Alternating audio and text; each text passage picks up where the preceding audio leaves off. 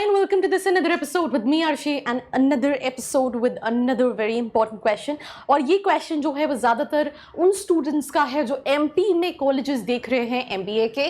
Question है what is the proper procedure for taking admission in MBA when it comes to Madhya Pradesh. तो उसी को थोड़ा सा डिटेल्ड मैं एक्सप्लेन करूँगी. वैसे तो अगर मैं बात करूँ ऑन इन रियल तो बहुत सारे कॉलेजेस वैसे भी नहीं हैं, गिने चुने कॉलेज है.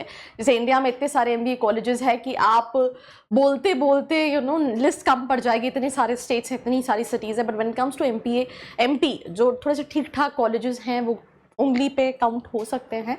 तो चलो प्रोसीजर पे डिस्कस करेंगे. So let's get started.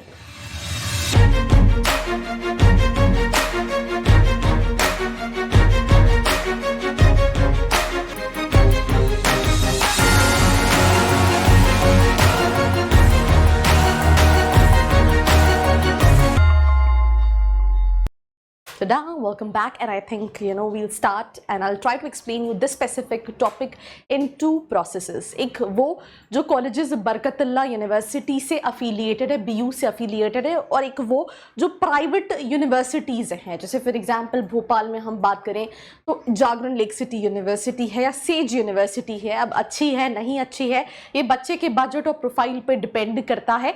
बहुत सारे ऐसे स्टूडेंट्स भी होंगे जो कन्फ्यूज़ होंगे कि एमपी में कॉलेजेस लूँ या बाहर कॉलेजेस लूँ, अभी पुणे में जाऊं या फिर भोपाल में या इंदौर में एडमिशन लूं. तो अगर आप भी अभी भी उसी गुत्थी पे कंफ्यूज हो तो आपको क्या करना है, नीचे एक प्रोफाइल एनालिसिस फॉर्म दिया है जिसको फिल करके आप एक कॉल बैक रिक्वेस्ट कर सकते हो and you can ask all your calls questions related to colleges.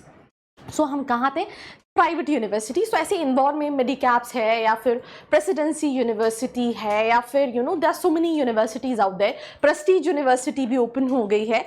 तो बहुत सारी यूनिवर्सिटीज़ है. तो अगर आप यूनिवर्सिटीज़ की बात करें तो उनका अलग प्रोसेस है. आपको उनके एप्लीकेशन फिल करने पड़ते हैं. कुछ यूनिवर्सिटीज़ इंटरव्यू लेती हैं, कुछ नहीं लेती हैं, परसेंटाइल के बेसिस पे एडमिशन ले लेती हैं. तो ये तो एक कैटेगरी ऑफ कॉलेज हो गया. डिपेंड करता है what universities you are exactly looking for.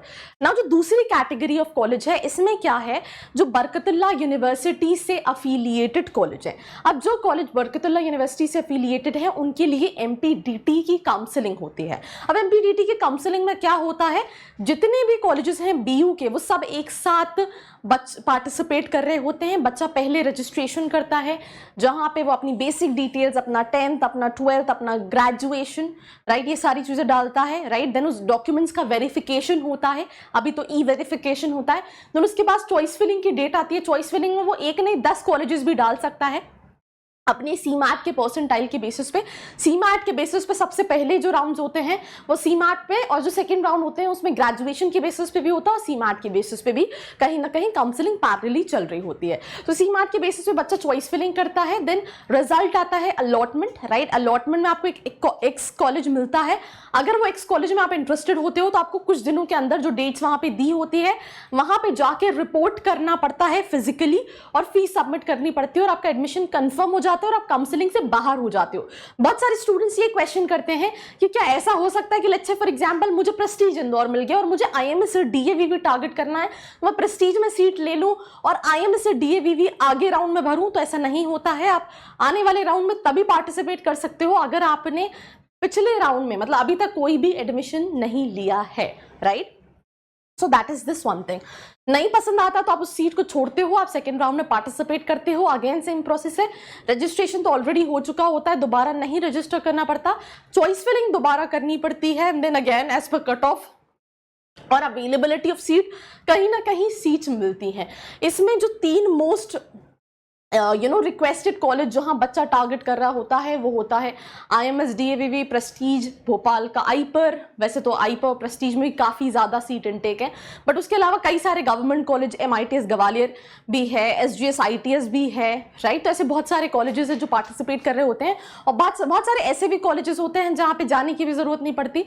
मतलब दो इट्स रेगुलर कोर्स भोपाल में है, सारे भर जाते हैं, स्कॉलरशिप पे एडमिशन हो जाता है. ओबीसी कैटेगरी का है, एससी एसटी कैटेगरी का, और आप सिर्फ एग्जाम देने जा रहे हो. तो पर ये पूरा कंप्लीट प्रोसेस है. हर राउंड का रजिस्ट्रेशन प्लस चॉइस फिलिंग का 1530 रुपए का चार्ज रहता है जो आपको पे करना पड़ता है. और फीस जो है वो डिपेंड करती है कॉलेज की क्या है, बट आपको फर्स्ट सेमेस्टर की फीस पे करनी पड़ती है. So that is the complete procedure. But again क्या करना चाहिए। बहुत सारे और भी कॉलेजेस है, जैसे जयपुर में इंदौर में जयपुरिया इंदौर है, सिम्बियोसिस इंदौर है, एमिटी इंदौर है, राइट, मेडिकैप्स है। तो कौन से ऑप्शन सही हैं, लेने चाहिए नहीं लेने चाहिए, क्या एक्रोपोलिस में लेना चाहिए, भोपाल में कौन कौन से कॉलेजेस ले सकते हैं जहां अगर आपको सही में पढ़ना है और प्लेसमेंट चाहिए, या फिर मैं पुणे जाके पढ़ाई करूं, ये सारे सवालों के जवाब आप नीचे का फॉर्म फिल करके डिटेल्स ले सकते हैं, पूछ सकते हैं। So I think that's the complete procedure to take admission when it comes to MPDTA MPDTE MBA counselling. So do let me know your feedback in the comment section below कि क्या मैंने सारी चीजें कवर की या कुछ ऐसी चीज है जो मैंने स्किप की। अगर स्किप की होगी तो I'll definitely try to cover in the next episode. बाकी do not forget to like, share and subscribe. I hope you like this video. For more such videos, keep watching our channel. And do not forget to like, share and subscribe.